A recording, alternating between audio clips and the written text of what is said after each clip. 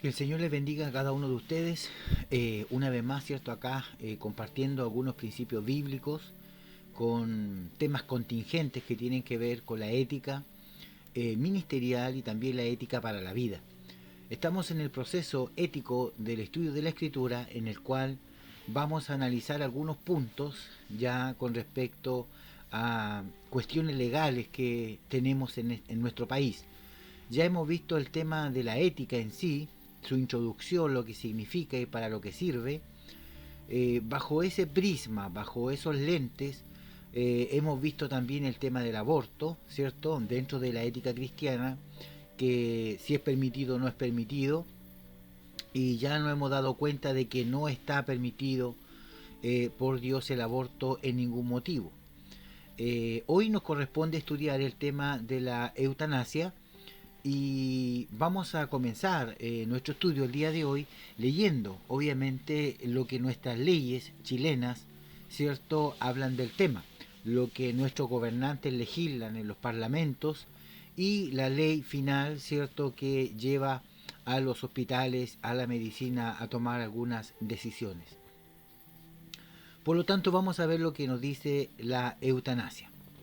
Para los que no conocen lo que es la eutanasia, tiene que ver con quitar la vida clínicamente o médicamente a un paciente.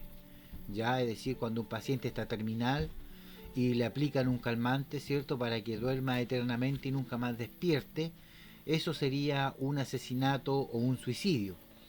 Y vamos a ver lo que dice nuestro escrito. Dice: la Cámara de Diputados de Chile aprobó un proyecto de ley que regula la muerte digna.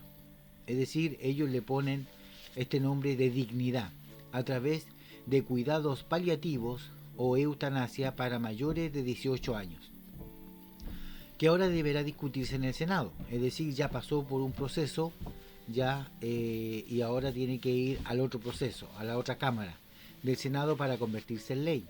La iniciativa, ingresada en el 2014 por parlamentarios de centro izquierda y que establece un marco legal para un paciente con enfermedad terminal, pueda decidir cómo ponerle fin a su vida.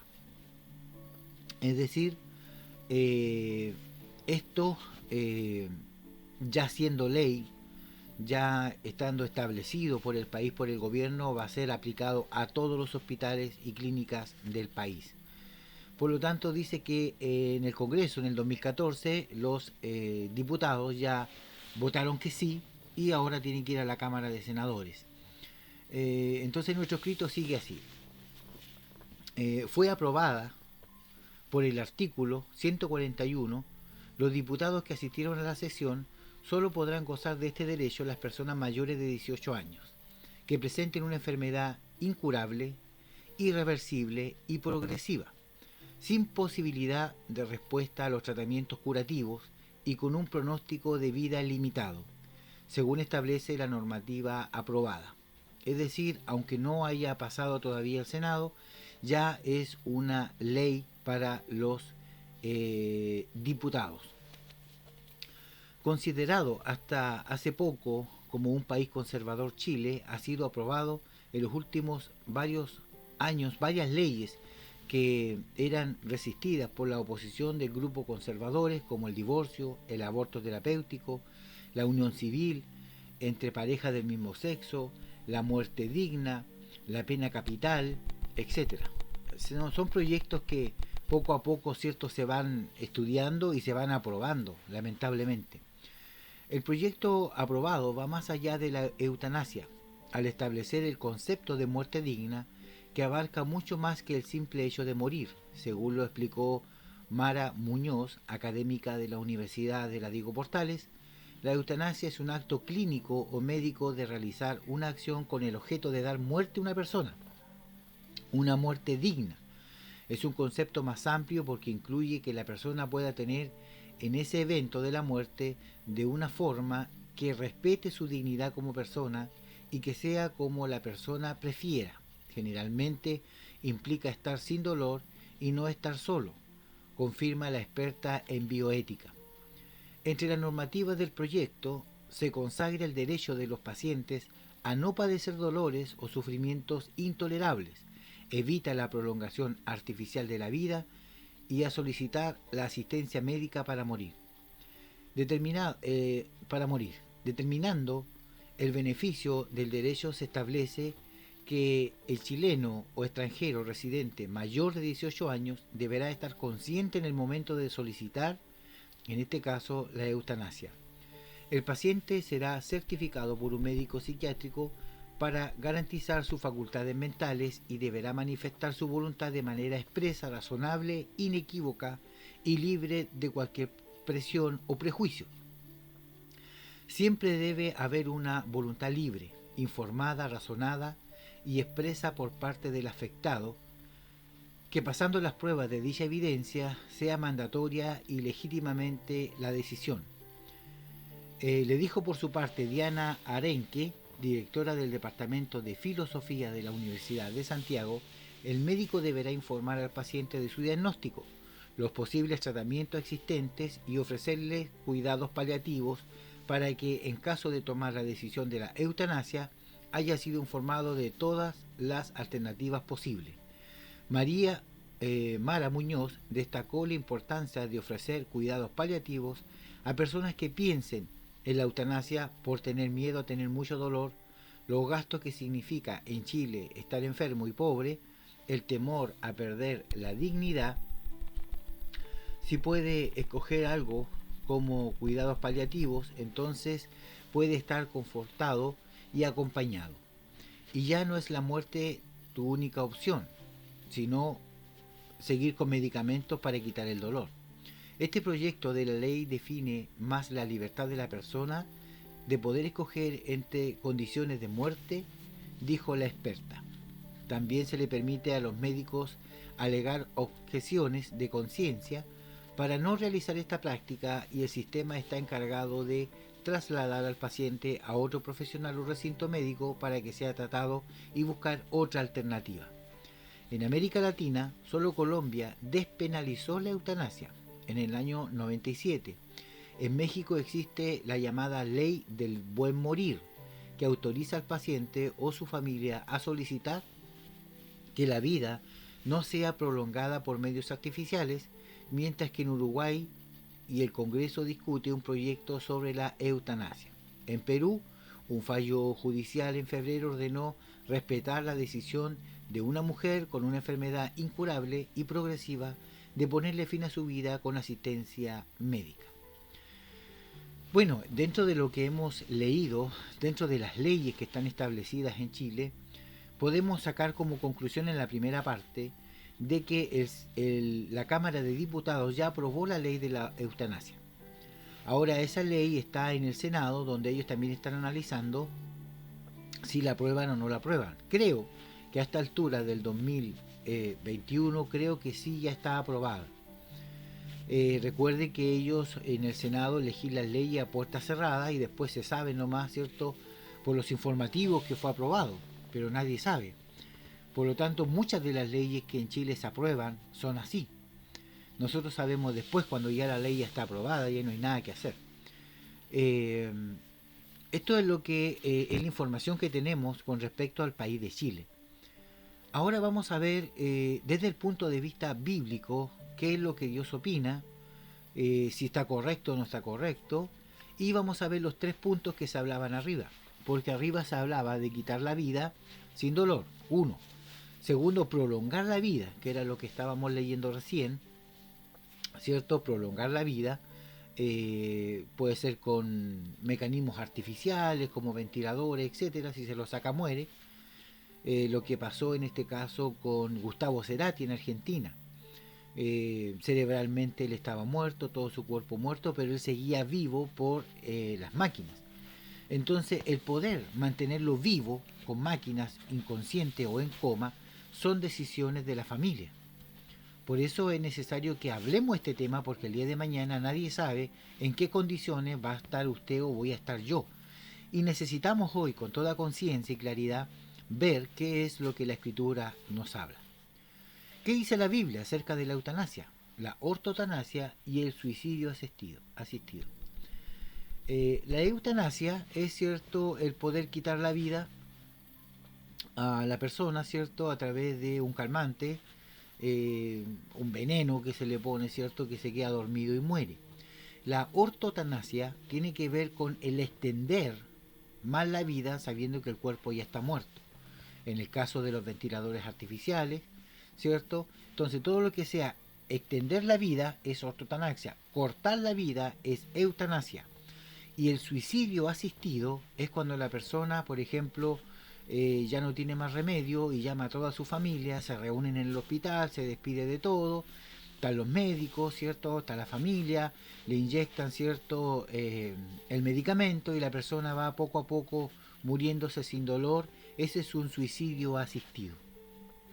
Entonces, explicando estos tres conceptos, vamos a seguir leyendo hacia abajo porque estos conceptos van a salir y usted ya sabe de lo que vamos a estar hablando. Con el paso de los años ha aumentado el número de organizaciones que promueven el derecho de toda persona a disponer con libertad de su cuerpo y de su vida.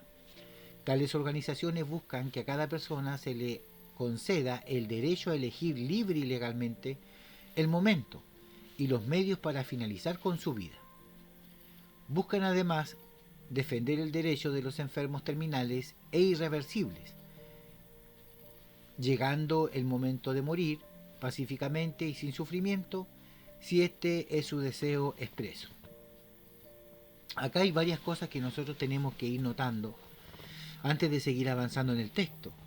Primero que nada, hoy en día hay una cultura del hedonismo. Y el hedonismo es nada más que buscar el placer con el mínimo dolor. Hoy día toda la gente busca el placer, busca el pasarlo bien, el sentirse bien, el estar contento, el estar feliz. Y mientras menos dolor tenga eso, mucho mejor. Y ante eso, el psiquiatra o el psicólogo, en este caso, cuando usted va al psicólogo, el psicólogo le va a decir, ¿sabe qué? Lo más importante es usted. No es lo que diga Dios ni la familia, no, es usted. Usted tiene el poder para cambiar su realidad. Usted tiene la libertad de hacer o deshacer.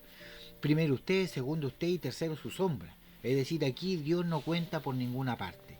Entonces estamos en este tiempo en donde la cultura del ser, donde la psicología del yo, es tan potente que solamente me importa lo que a mí me pasa y no a lo que le pasa al resto.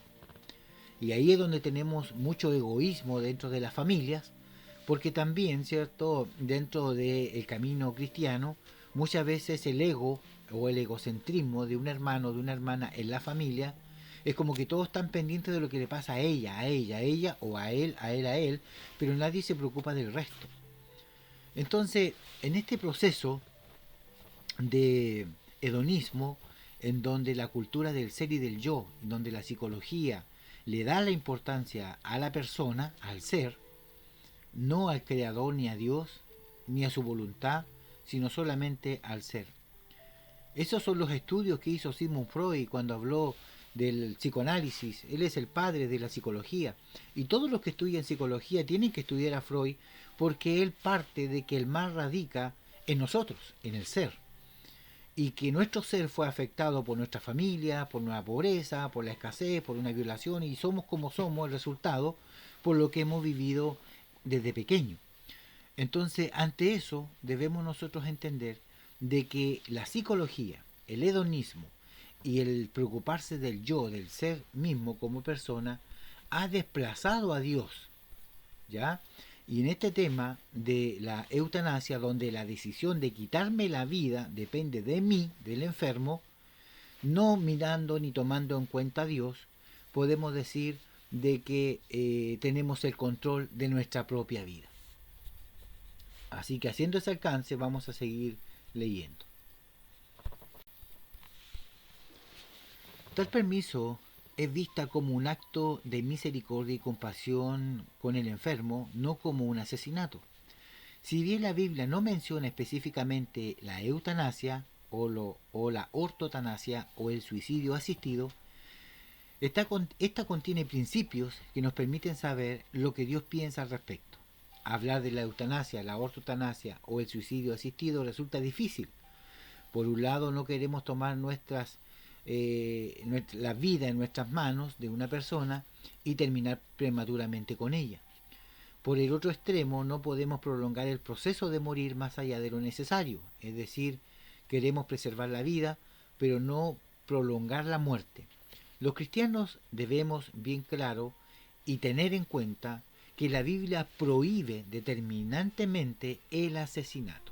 Es decir, como pieza clave, Éxodo 20:13, donde dice no matarás dentro de los 10 mandamientos, expresa fuertemente de que nosotros no tenemos el poder de quitarle la vida a nadie. Pero ¿son la eutanasia, la ortotanasia y el suicidio asistido lo mismo que el asesinato? Esta es una pregunta, ¿cierto?, que debemos hacernos.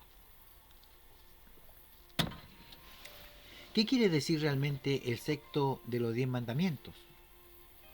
Casi todas las traducciones de la Biblia vierten o transforman o traducen el texto del mandamiento de no matarás de diferentes formas, según la traducción.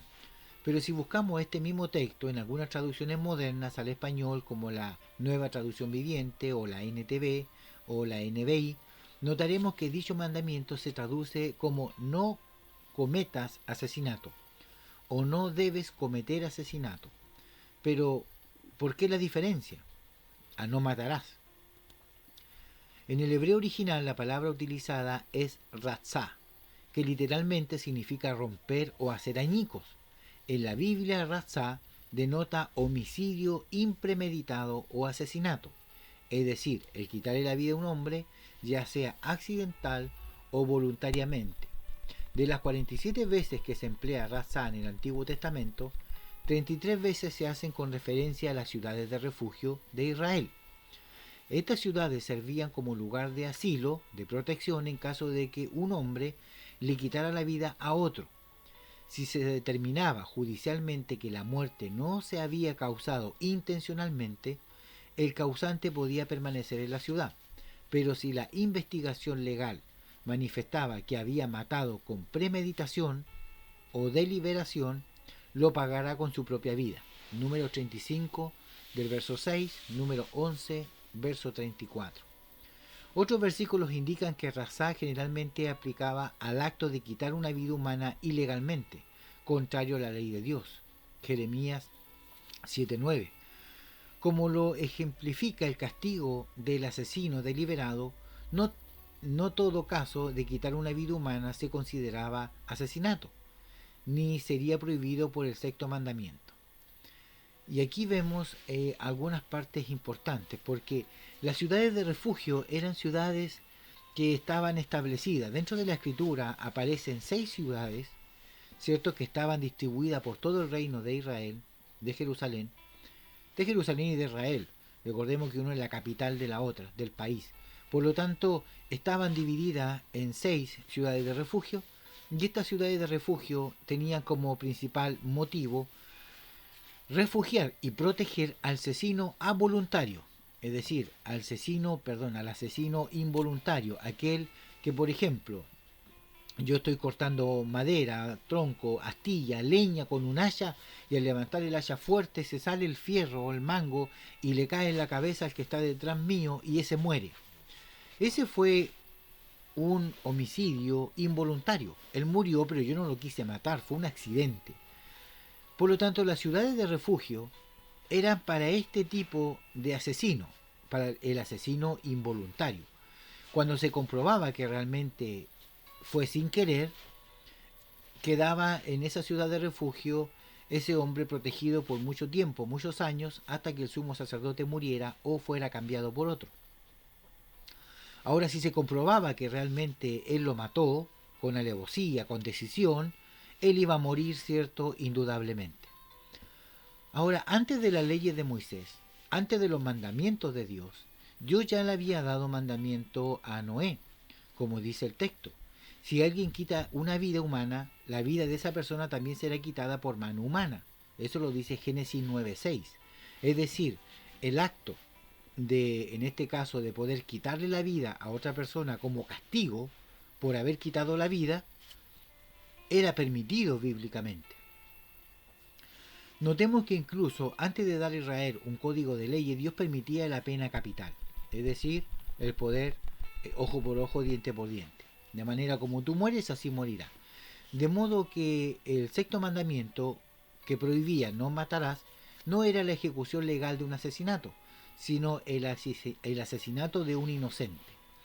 Es decir, el no matarás de los 10 mandamientos no, no tiene que ver, por ejemplo, al no matar a la persona porque se lo merece. Por ejemplo, si yo soy asesino y maté 4 personas y me pillaron, no, que a mí no me pueden matar porque la Biblia dice no matarás.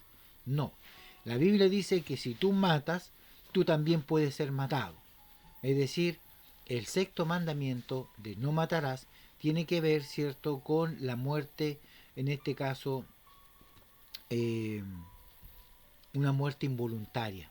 Ya cuando usted, por ejemplo, mata a alguien, la Biblia dice no matarás, por lo tanto usted va a ser muerto de la misma forma que usted mató.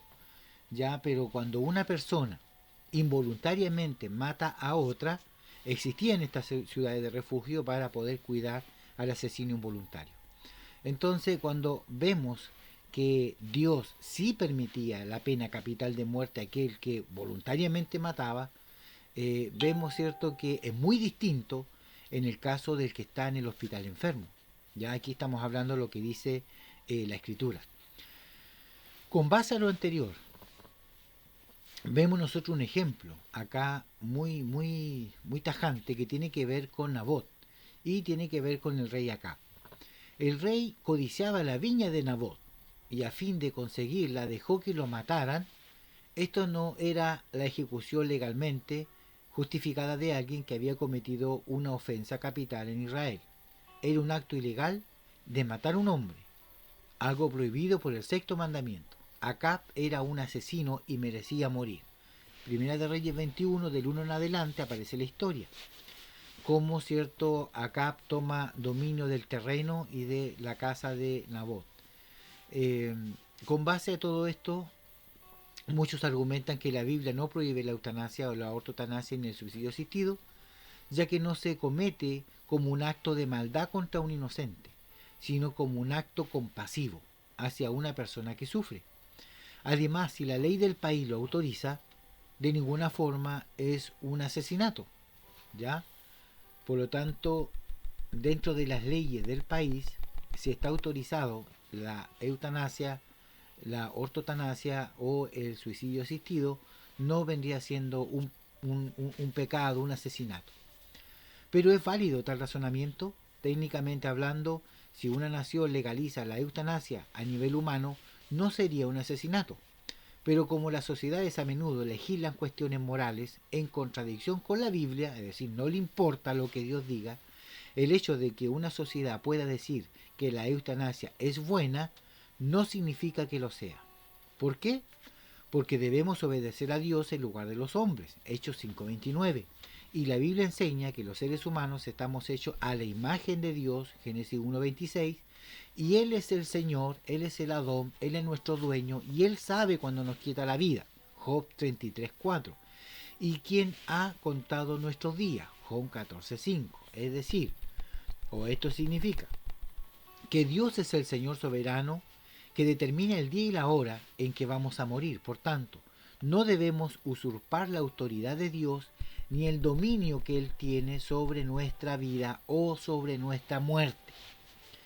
La verdad primordial de que Dios es soberano nos lleva a la conclusión de que la eutanasia y el suicidio asistido están mal, están en contra de los designios de Dios. Sabemos que la muerte física es inevitable para cada uno de nosotros, todos los mortales. Salmo 89:44 y Hebreos 9:27. Sin embargo, solo Dios es soberano, solo Él sabe cuándo y cómo ocurre la muerte en una persona. Job 30:23 afirma, y sé que me envías a la muerte, el destino de todos los que viven. Nueva traducción viviente, Eclesiastés 8:8, declara: nadie puede retener su espíritu y evitar que se marche. Nadie tiene el poder de impedir el día de su muerte. No hay forma de escapar de esa cita obligatoria, esa batalla oscura que todos vamos a vivir en un momento determinado. Es Dios quien tiene la última palabra sobre la muerte. Por lo tanto, aunque se afirme que se realiza como un acto de misericordia, la eutanasia y la ortotanasia y el suicidio asistido son intentos del hombre de usurpar la autoridad de Dios. Por eso, este acto es rechazado tajantemente por Dios. Ahora, debemos como conclusión decir lo siguiente. Si bien es cierto, la muerte y la vida están en las manos de Dios, y Él sabe el día y la hora en que uno ha de morir, si es justo o no, solamente Él lo sabe. Por ejemplo, Moisés dice que murió a los 120 años lleno de vida, lleno de vigor y de fuerza, es decir, un hombre joven. Pero Dios decidió en su soberanía que sus días iban a ser 120. Y se acabó. Entonces, cuando muere Aarón, pasa lo mismo. Cuando mueren los hijos de Aarón, siendo jóvenes, mueren antes de tiempo. Vemos también, cierto, como otros que van a morir viven. En el caso de Daniel, en el foso de los leones, tenía que haber muerto. Pero Dios permitió que viviera. Sadrach, Mesach y Abednego en el horno de fuego tuvieron que haber sido quemados. Pero Dios no permitió que ellos murieran. Por lo tanto, si hay alguien que tiene el poder y la soberanía sobre la vida y la muerte, es Dios. Y nosotros no podemos usurparle ese derecho y esa autoridad que Él tiene sobre nuestras vidas. Vemos a Jonás dentro del gran pez, que él en su oración ya se estaba despidiendo. Señor, estoy en las profundidades del abismo y del Seol, me estoy muriendo, y de ahí Dios lo saca. Él se estaba despidiendo. Entonces, si hay alguien que tiene el control sobre la vida y la muerte, ese es Dios. Por lo tanto, la eutanasia, la ortotanasia, el asesinato asistido, como usted quiere llamarlo, está prohibido bíblicamente. No podemos nosotros tomar esa práctica, ni por mucho dolor que tengamos, porque Dios puede producir un milagro en el último momento. Eso no lo sabemos. Lo que sí nosotros debemos hacer es cuando estemos ya más viejitos, ¿cierto? Y enfermos y en el hospital a lo mejor a punto de partir, es pedirle a los hermanos que oren para que el Señor nos dé el descanso. Es pedir que oren y clamen para que el Señor pueda venir por mi alma y darme ese descanso y ese reposo. Algunos dicen que cuando uno está sufriendo en el hospital está pagando todo lo malo que hizo en vida. Va a saber uno si es así o no. Pero lo importante es no quitarnos nuestra vida propia ni por voluntad ni por decisión familiar. Segundo, no extender, como dice cierto el libro de Eclesiastés, no extender más la vida cuando ya no es permitido. En el caso de un ventilador artificial, cuando uno está en coma, está muerto. Yo sé que el apego dentro de la familia es grande, por un padre, por un hijo, una madre, pero Dios tiene el control, Dios tiene el tiempo para cada uno de nosotros. Por lo tanto, como enseñanza final de esta materia de la eutanasia, está literalmente, escrituralmente, prohibido tomar decisiones en contra de nuestra vida. Ahora, el asesino involuntario, ese es otro tema, porque en el pueblo de Israel tenía ciudad de refugio. Ahora, si usted es un asesino involuntario en la vida real, tenemos tribunales de justicia, que si usted es inocente, si se defendió a lo mejor por defensa propia, es decir, también hay motivos para poder, cierto, justificar su inocencia. Y nadie es culpable hasta que no se demuestre lo contrario. Así que espero que este material de eutanasia le haya servido y pueda entrar a pensar y a reflexionar qué consejo dar. Porque no sabemos en qué situación en algún momento nos tocará estar. En alguna familia, algún hermano de la iglesia que está en esta situación y tenemos que a lo mejor dar una opinión. Así que el Señor le bendiga. Le espero la próxima clase. Haga sus preguntas, estudie sus materias, vea los videos y en la clase próxima vamos a resolver toda inquietud y toda duda. Desde acá yo me despido, que el Señor les bendiga y nos vemos en el próximo video. Shalom.